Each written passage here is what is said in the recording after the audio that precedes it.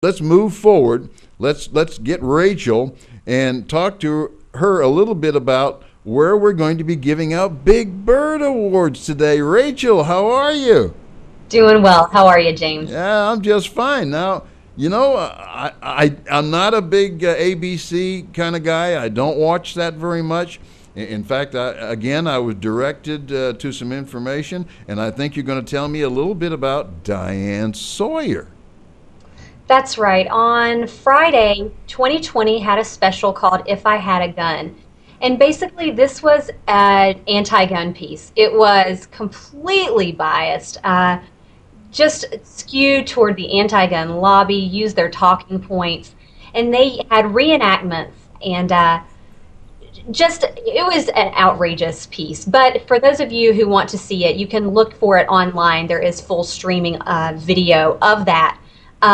But just to give you a little bit about what it was going on, essentially they were saying that there's no need for anyone to carry a firearm because you're not going to be able to use it under stress anyway. Well, and they had some staged reenactments that would prove that.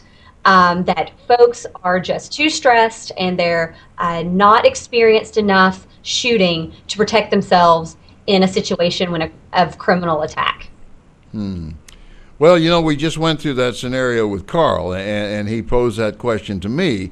And when we're talking about that sort of thing, I think that to make a statement like you don't know how to shoot the gun, I think that's the responsibility of the gun owner. All the gun owners I have ever met, they don't just buy a gun, stick it in a drawer, and forget about it. They all use those guns. So to make a statement that they don't know what they're doing, I have a hard time with that. In fact, I think it does great injustice to gun owners around the country, and obviously you agree with me. Well, absolutely. And the problem with this is that they failed to tell any of the thousands and thousands of instances each year where guns are used to protect people, when guns are used to thwart crime. They didn't suggest that at all. On the contrary, they pretty much said that there's no reason for people to carry firearms for self-protection because we're not able to handle our firearms ourselves. Now let me point out that just simply because you have a gun does not magically make you invincible from crime. But there has been thousands and thousands of times each year when armed citizens are able to protect themselves. And those times are outlined every single month in our magazine. That's right. That's right. And that's a good point because I was going to bring that out as well, Rachel, that if you're not a member of the NRA, then you're not going to hear this anywhere else. I mean, possibly it's in the back page of a newspaper somewhere, but I even doubt that. But frankly, the NRA, the magazine that they produce, in every single month, this comes as no surprise to NRA members, but in every single month there has to be, maybe 7 to 10, I don't want to exaggerate, but 7 to 10 instances, and they give names and locations. It's very specific about how people protected themselves, their property, or their family because they were armed. And the NRA does a wonderful job on that. You're absolutely right. Again, this happens thousands of times each year when good, law-abiding people are able to protect themselves and their families because they are carrying a firearm. And it's so important that folks see through these biased media pieces that would suggest that we're just simply not capable of protecting ourselves. Mm-hmm. And I have to tell you, I am a little bit surprised because I thought Diane Sawyer was a little sharper than that, but I can't believe that she would produce a story like that. However, because she did, of course, a little later, we're going to present her with something. But I understand also that our, trying to think of a nice way of saying this, but Nancy Pelosi, I will just go to it. Nancy Pelosi has also gone out on a limb. And what kind of remark did she make? That's right. Last Tuesday on Good Morning America, it must be something with ABC, but on Good Morning America, Nancy Pelosi was on there and she was asked about renewing the assault weapons ban. And she said, and it's not a quote, but pretty much, she said, "I don't want to ban guns, I just want to register them." As if registering guns is a better option. We both know that banning guns, registering guns, that's a non-starter with the NRA and with the majority of gun owners in this country. Absolutely ridiculous assertion, but she did say it on Good Morning America. "I don't want to ban guns, I want to register them."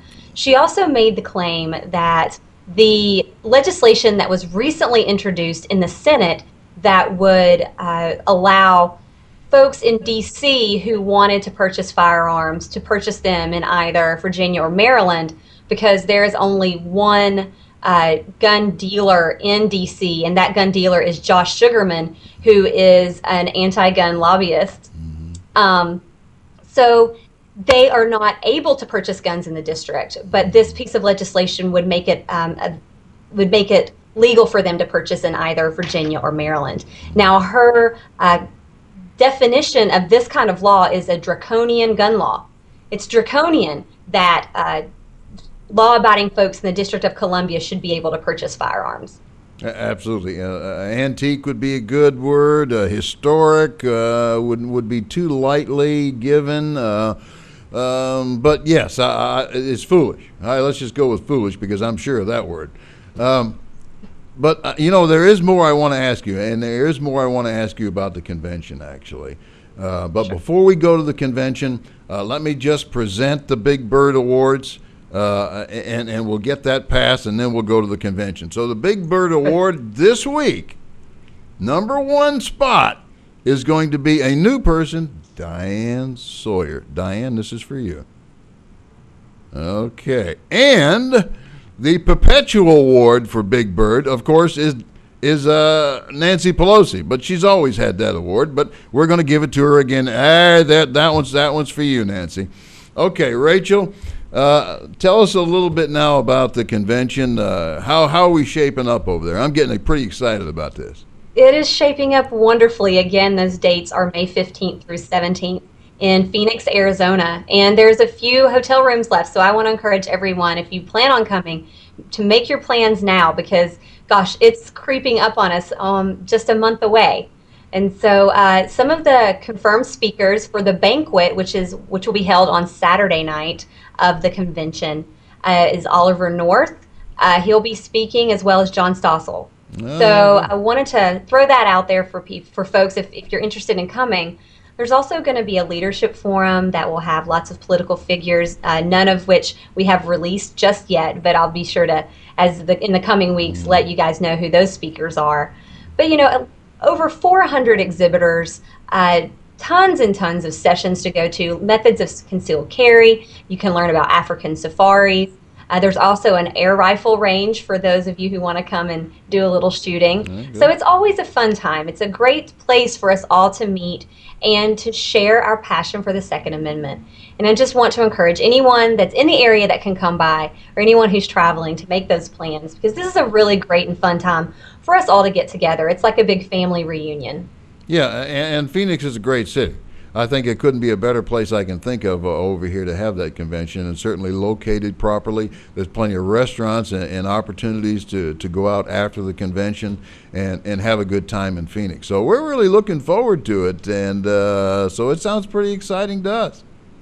Sure thing. Well, I'm looking forward to seeing you guys there, and anyone else who wants to come, stop on by, because I'll be there, and Wayne and Chris and John Sigler will all be there. So we're all looking forward to meeting everyone and just celebrating our Second Amendment freedoms. Okay. Thank you very much, Rachel. We'll talk to you again next week with another update. Thank you. Okay. Bye-bye.